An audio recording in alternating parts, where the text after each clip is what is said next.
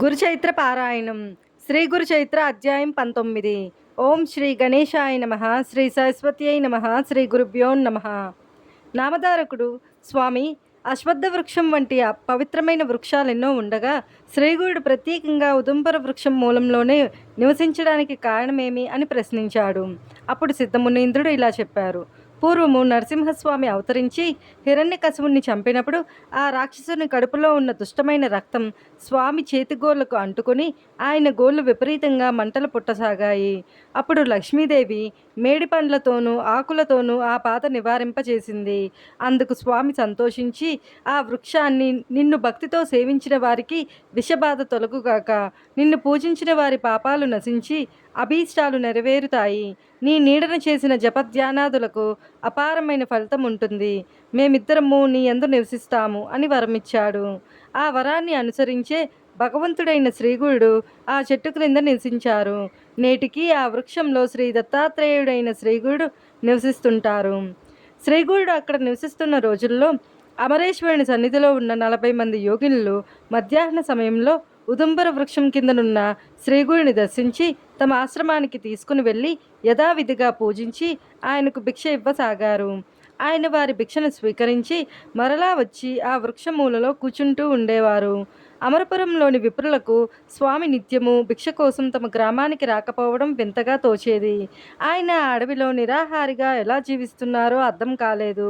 వారు ఆ రహస్యాన్ని తెలుసుకోదలిచి ఒక మనిషిని అందుకు నియమించారు.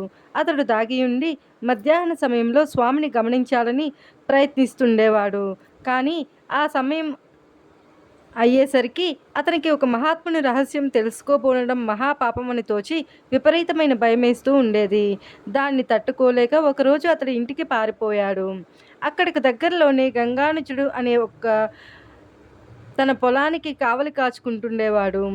ఒకరోజు ఒక అద్భుతమైన దృశ్యం అతడి కంట పడింది. అకస్మాత్తుగా నదీ జలం అడ్డంగా రెండుగా చీలిపోయింది. అందులో నుండి ఎవరో వస్తున్నట్లుగా తోచి గమనించగా యోగినులు కొందరు నది నుండి బయటికి వచ్చి అచట మేడి చెట్టు క్రింద కూర్చుని ఉన్న శ్రీగురుని వద్దకు వెళ్ళారు. వారు ఆయన్ను పూజించి ఆయన సన్నిధిలో కొంతసేపు ధ్యానం చేసుకుని తరువాత స్వామిని తీసుకుని వచ్చిన దారినే నది మధ్యకు వెళ్ళిపోయారు. మరునాడు కూడా అదే సమయానికి సరిగా అలాగే జరగడం చూచి అతడు ఆశ్చర్యపోయి కొంచెం దూరం వారిని అనుసరించాడు.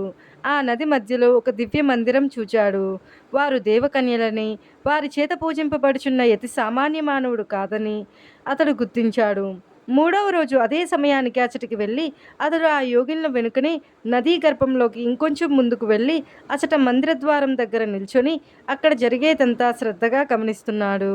యోగినులు స్వామిని రత్న ఖచ్చిత సింహాసనంపై కూర్చోబెట్టి పూజ చేసి నీరాజనమిచ్చి షడ్రసోపేతమైన భోజనం సమర్పించారు. తరువాత శ్రీగురుడు మందిరం నుండి తిరిగి వస్తూ గంగానుజుణ్ణి చూచి, నీవెవరువు, ఇక్కడికి ఎందుకు వచ్చావు అని అడిగారు.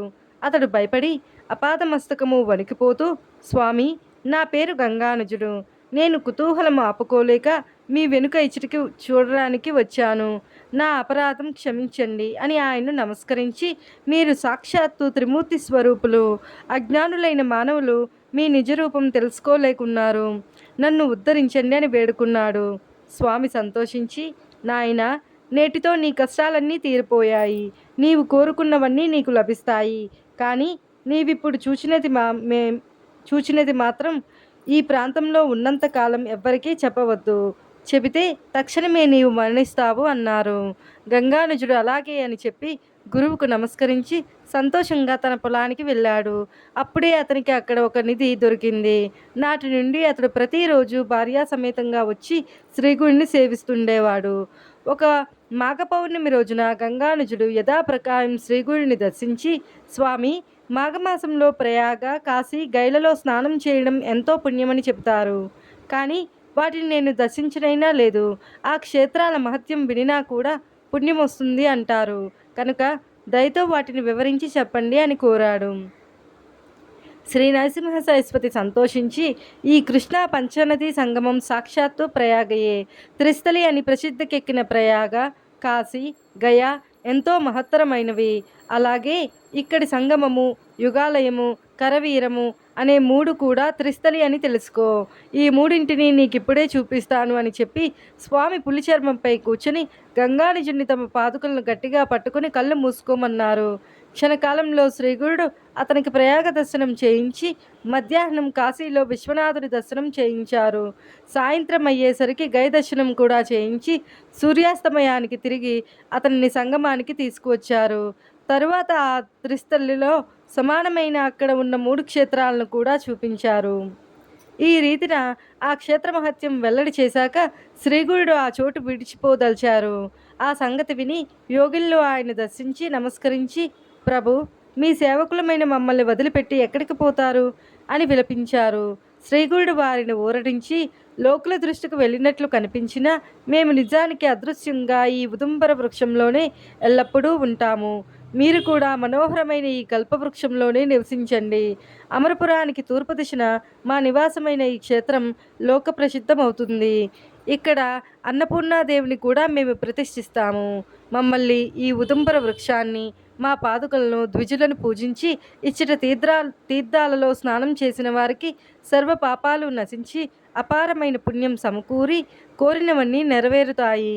ఈ వృక్షం కింద చేసిన జపము, హోమము, రుద్రాభిషేకము మొదలైన సత్కర్మలకు 1,000 రెట్లు ఫలం ఉంటుంది. ఇచ్చటి పాదుకలను పూజించి నెమ్మదిగా ప్రదక్షిణలు చేసి ప్రతి ప్రదక్షిణానికి చివరి నమస్కారం చేసిన వారికి సర్వ రోగాలు నశిస్తాయి అని చెప్పి శ్రీగురుడు ఆశ్వయుజ బహుళ ద్వాదశి నాడు గంధర్వ నగరంలోని భీమా అమర్జా సంగమానికి వెళ్ళారు. శ్రీ నరసింహ సరస్వతి స్వామి విశ్వరూపుడైన జగన్నాథుడు. ఆయన సర్వవ్యాపి అయినప్పటికీ ఈ ఉదుంబర వృక్షంపై ప్రేమతో దాని కింద నిత్య నివాసం చేస్తూనే ఉన్నారు.